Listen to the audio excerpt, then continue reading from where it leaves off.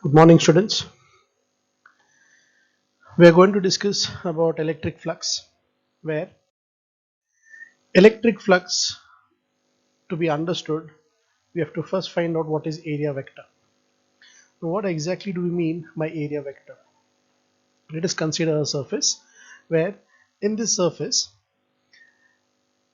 I have taken a small part of a conductor or a body, where you can say this part of the conductor represents a given surface.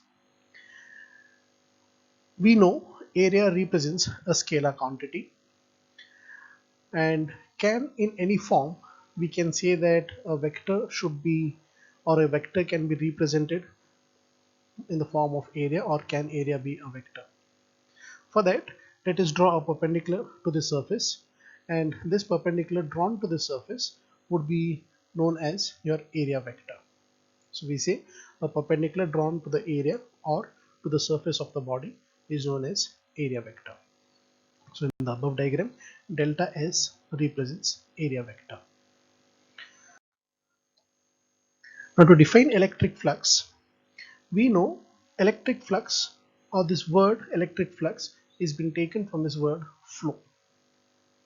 So the number of lines of forces passing through a given area is known as electric flux, where electric flux mathematically is expressed as Es cos theta, where E represents electric field intensity, S represents area, and to find out theta, let us consider a given surface. On this surface, if electric field is coming out from the surface as shown in the diagram, I would now have to draw a perpendicular to the surface to define area vector. So here S represents the area vector. The angle made between electric field and the area vector would be theta. So this will decide what amount of electric flux is coming out from a given surface. So here theta is the angle between E and area vector. Therefore, you can write this using dot product of vectors, where vector A dot vector B is equal to AB cos theta.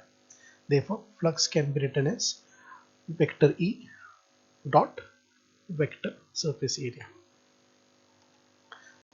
So electric flux is a scalar product. As we know, dot product of two vectors always results into a scalar. So electric flux, which is given as Es cos theta. In the first case, if we assume that electric field and area vector, both of them are parallel to each other, then both of them moving in the same direction, electric field as well as area vector, then we have theta is equal to 0 degrees. Now since theta is equal to 0, we can say flux is equal to Es cos theta, where theta we have substituted as 0 degrees, where cos of 0 is equal to 1, or flux is equal to E into S, which represents maximum flux. SI unit of electric flux is used, or we can derive using electric field, which is Newton per coulomb, area which is meter square. Therefore, SI unit of electric flux is Newton per coulomb meter square. Now in the second case, if electric flux or electric field intensity is perpendicular to the surface area, then we would have theta is equal to 90 degrees. So flux is equal to Es cos of 90, where we know cos of 90 is equal to 0. Therefore, flux is also equal to 0, which represents minimum flux. Now as flux is minimum, you'll have both the cases. Now we find out what is electric flux density. The number of lines of forces passing normally through a given unit area is called electric flux density.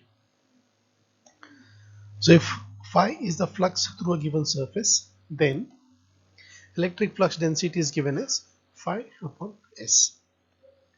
We know that electric field and area vector, both of them moving in the same direction, then electric flux is equal to E into S. Therefore, E is equal to phi upon S, or electric flux density is numerically equal to electric field intensity. So electric flux density, which is given as phi upon S, if d phi is a flux through a given area ds, then electric flux density is equal to d phi upon ds.